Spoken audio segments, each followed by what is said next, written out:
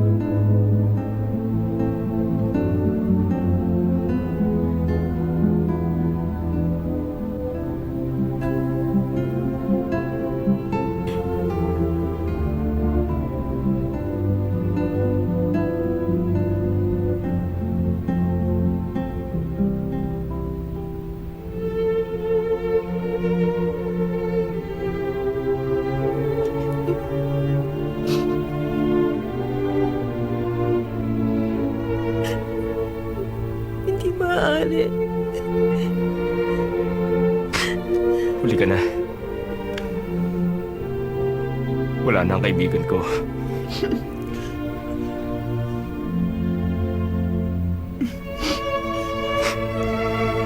Hanggang sa mga huling sandali niya, pangalan mong tinatawag niya.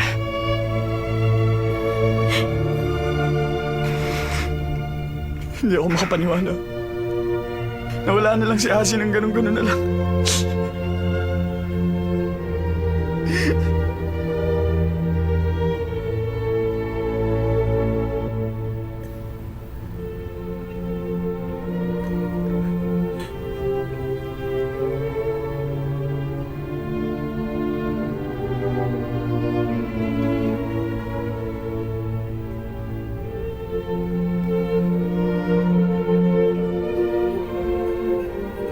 Damingse.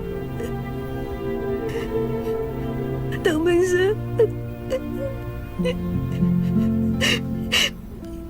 Hindi ka pwedeng mamatay. Paano ako hingin ng tawad kung wala ka na?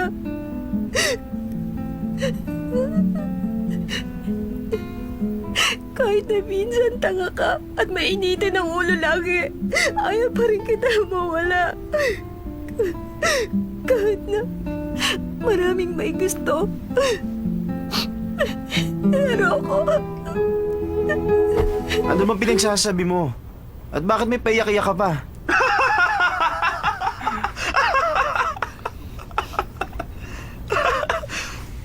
Ayaw kitang mawala. Daming si... Aray ko, ang sakit ng tiyan ko. Sansay, ang itsura mo ngayon ay talaga namang... ay spectacular! Nakakainis pa! Tingin ko lalaking ito! Aray ko, ano ba? Aray ko, Walang puso! sakit nun ah. Kasalanan namin. Magpahinga ka muna dyan. Kami lang bahala. Ang galing natin.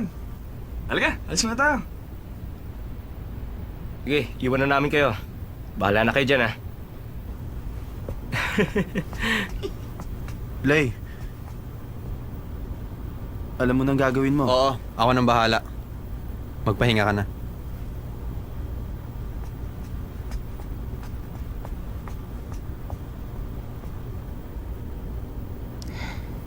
Patingin nga.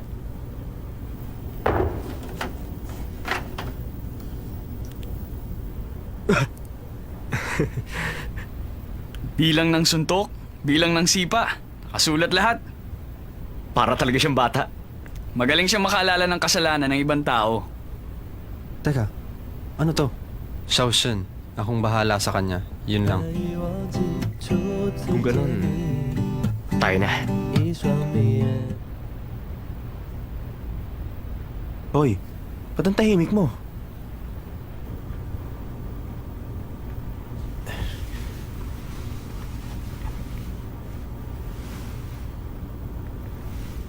Ano ba ugali yan? Ano bang akala mo? Bakit ba kailangan ko pang ilagay pa sa alanganin ng buhay ko? Para sa walang utang na loob na virgin tulad mo. Tumigil ka nga. Virgin ka rin naman. Ano ba? Tama na. Lagi nakikipagtalo sa akin. Hindi ka ba marunong mag-alaga na pasyente? Kasi Anong kasi? Kasi nagkaroon ako ng masamang panaginip. Nanaginip akong wala ka na. Takot na takot ako talaga. Iniisip ko tuloy kung patay ka na ba talaga o hindi. Iniisip kong pagkatapos ng lahat ng sinabi ko sa'yo, hindi ka na darating. Wala ka pa ring isip. Dumating ka pa rin para iligtas ako sa kanila. Kaya ngayon, tingnan mo tuloy. Nagulpi ka lang nila. Masama ang lagay mo. Tapos niloloko mo ako. Akala ko talaga patay ka na.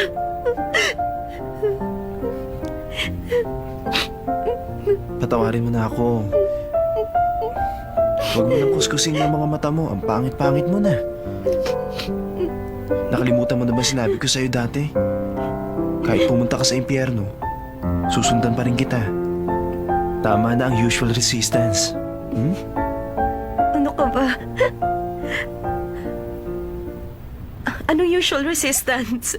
Baka naman ang ibig mo sabihin useless resistance.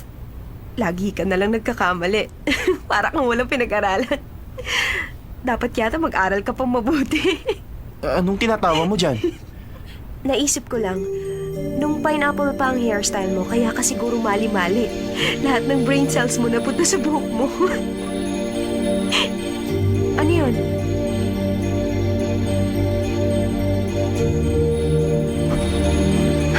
Xiaoxuan, hindi pa ba ito sapat? Ano pang gusto mo? Sanshay, lumayo ka. Bakit ka narito? Wala. Naparito ako, hindi para manggulo. Hihingi ka ba ng tawad? Huwag na lang. Patawad? Sa tingin ko, wala akong dapat ihingi ng tawad. Sa inabot ng taong sinaktan mo sa Yingti University, ang mga sugat mo, walang panama. Hindi yan katulad ng nangyari sa kanya. Ha? Nasaan siya? Nasa ibang lugar na siya. Buhay pa pala siya? Meron pa ba? Meron pa. Kahit na ginamit ko si Sanchay, alam kong masama yun. Pero, para sa mga inagrabyado mong tao, tinuruan kita ng leksyon. Kahit tawaging walang ya, ayos lang sa akin. Pwede ka na siguro umalis. Nasabi mo na ang gusto mo. Ang mabuti pa, wag mo nang uulitin yon. Para rin sa kabutihan mo. Sanchay, narito ako para humingi ng tawad. Masama ang ginawa ko sa'yo. Patawarin mo ako. Huli na ang lahat para humingi ng tawad. Pwede ba umalis ka na rito?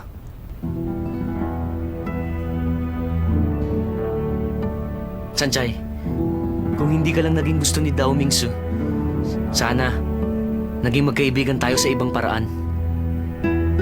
Magkaibigan nagkakaintindihan. Pero sa ngayon, walang pag-asa.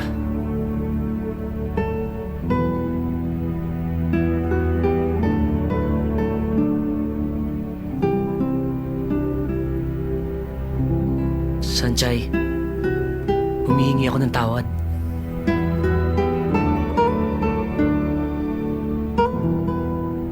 Xiaoxuan, kahit na ang ginawa mo sa akin ay isa sa masasakit na naranasan ko, hindi pwede. Dahil si Dao Mingzi may ginawa ring masama dati. Sa totoo lang, naiintindihan kita. Kaya lang sa ngayon, hindi talaga kita mapapatawad.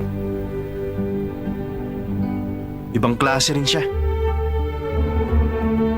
Wala siyang kwentang kaaway.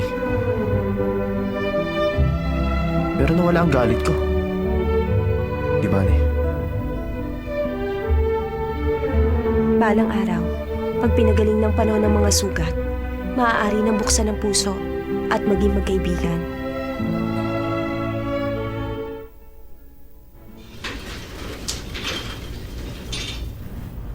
O ano? Ayos ba yan? Patingin nga. Ano ba to? Paano nangyari? Ano ginawa nyo? Ang matatapang na yan. 10 minuto lang nangyari yan. Alam mo ba, naggangawa sila. Parang mga baklang umiiyak. Nakakatawa nga eh. Nagulpi ka ba talaga ng mga yan? Oo nga, at nagulpi siya na walang kalaban-laban. Sanchay, ano ka ba? Si Asi na hindi pa natatalo kahit kailan. Pumayag na magpagulpi. Oo nga, lagi pa naming iniisip na sa ugali niya, balang araw magiging kriminal siya. Biruin mo, ginawa niya yun para sa'yo. Kahit na hindi pa rin namin maintindihan. Ibang klase talaga ang kapangyarihan ng pag-ibig. Naks. Katatapos ko lang magpa-check up. Ang sabi ng doktor, okay na raw ako. Makakauwi na ako ngayon. Bye-bye. Pag pinag-uusapan yan, lagi ka na nang umalis. Sanchay, may mabubuting katangian din si Asa. Kahit anong sabihin mo, bilyon pa rin ang halaga niya. Para sa'yo, yan ang tinatawag na chance of a lifetime. Pag-isipan mo mabuti yan. Hindi ako babae mo kang pera. Ay, ano ka ba? Wala namang masama. Isipin mo rin ang pamilya mo. Saka mahal na mahal ka niya. Hindi ka niya pagtataksilan. At sa aming apat, siya ang pinakamagaling sa labanan. Hindi mahalaga sa akin yun. Basta, pagsamasamahin mo na lang lahat. Alam mo kaming 3 ang kinakabahan para sa inyo. Sige na, please. Isa pa nung panahong nasa panganib ka. Kahit ano pa, niligtas ka pa rin niya. Hindi ko sinabing iligtas niya ako. Isa pa... Anong isa pa? Isa pa? ang naiisip ko kay Dao Mingze, para siyang tuta. Parang tuta? Para akong isang tuta? Ano ka ba naman, Sanchay? Ang weird ng nasabi mo.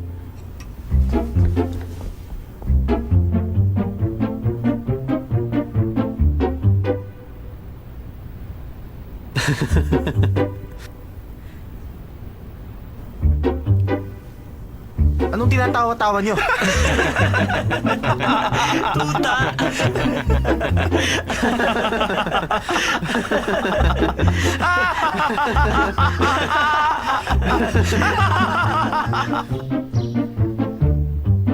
Tumigil ka nga.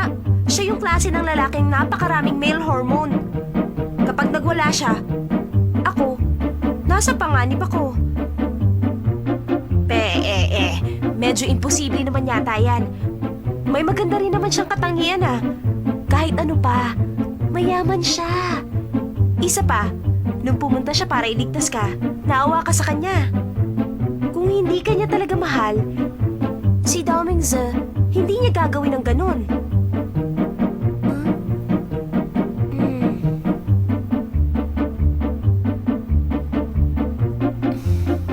Touch naman ako sa ginawa niya. Ang pride niya na mataas pa sa ulap.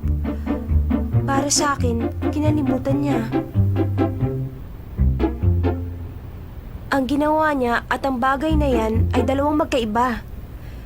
Kahit na hindi ko pa siya masyadong mahal at lumabas na kami, mababaw pa rin na dahilan yun. Isa pa, iniisip mo bang mahal ko talaga si Dao Mingze? Tumitibok ba ang puso ko sa kanya katulad ng pagtibok nito kay Watsilay? Ay nako, pwede ba mag-isip ka? Kung hindi mo siya mahal, makipag-break ka na lang sa kanya. Hindi niya ako madadaan sa pera niya. Ay, isipin mong nagbabayad ka ng utang na loob. Marami namang ibang paraan. Gusto mong pakasalan ko siya? Hindi maaari. Ay, sumasakit ng ulo ko sa kakaisip. Kasi, nakalabas ka na pala. Kamusta?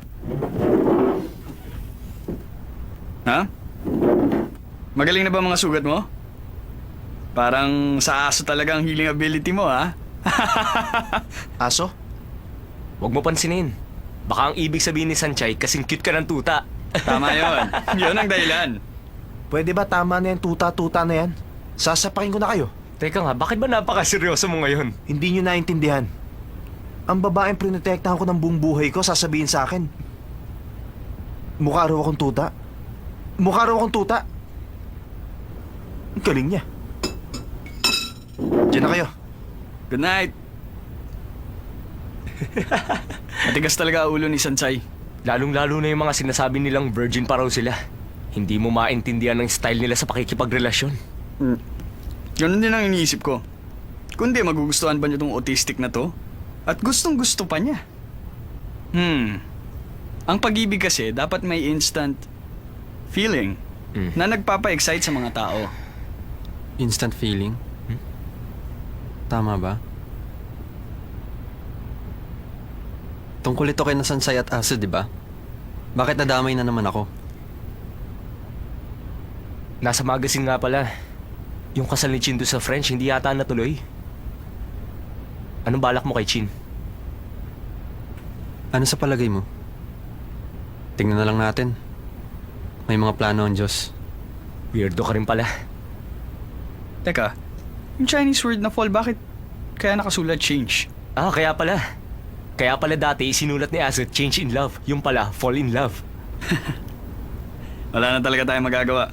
Unti-unti na lang natin pilitin si Sunshine na tanggapin si Aze.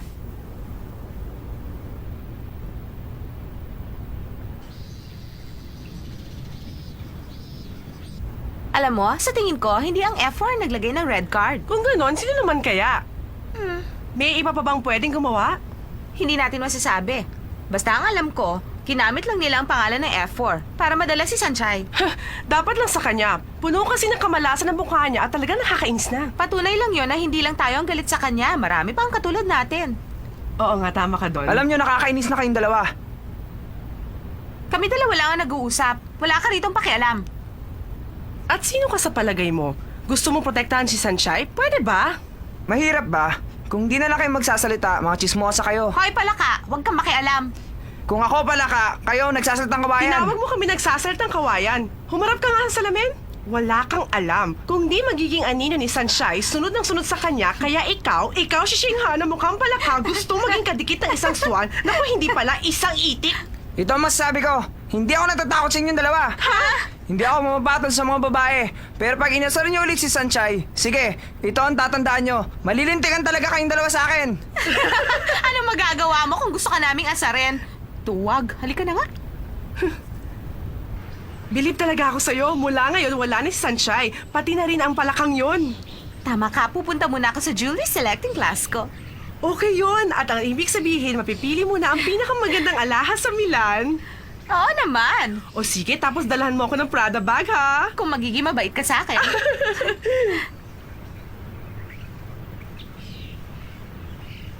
Sansay, What's ulay? kamusta? Ang sugat mo, magaling na ba? Magaling na lahat. Ang daming pangyayari sa'yo. Si Daoming sir. Siya? Nakalabas na sa ospital. Pero hindi siya papasok. Hindi pa magaling ang sugat niya. Lumabas na pala siya. Mabuti naman kung ganon. Sansay, alam mo kami mga kababata niya, ngayon lang namin nakitang seryoso siya. Seryoso siya sa'yo. Kahit ikaw nakikita mo, naiintindihan mo ba?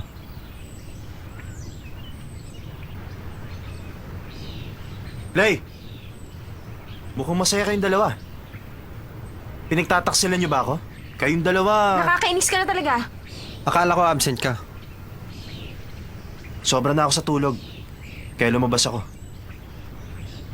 Akala ko ba hindi pa magaling ang sugat mo? Bakit ka galaw ng galaw? Di ba parang aso ang healing ability ko? Ano ka ba? Sabi sa'yo expression lang yon. Nakakatawa naman. Kinakausap ba kita dyan, Lay? Sige na, alis na ako. Ah, teka.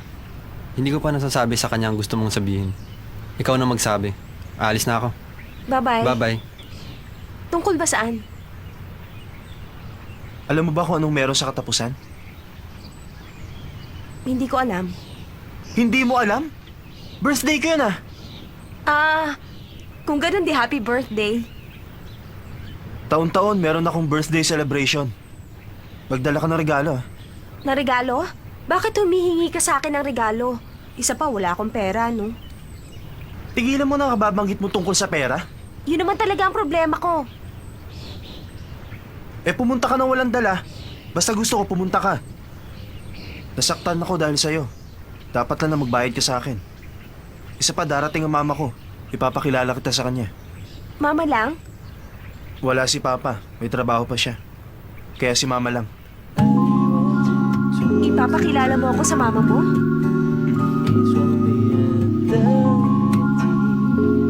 正摘下之余，今天。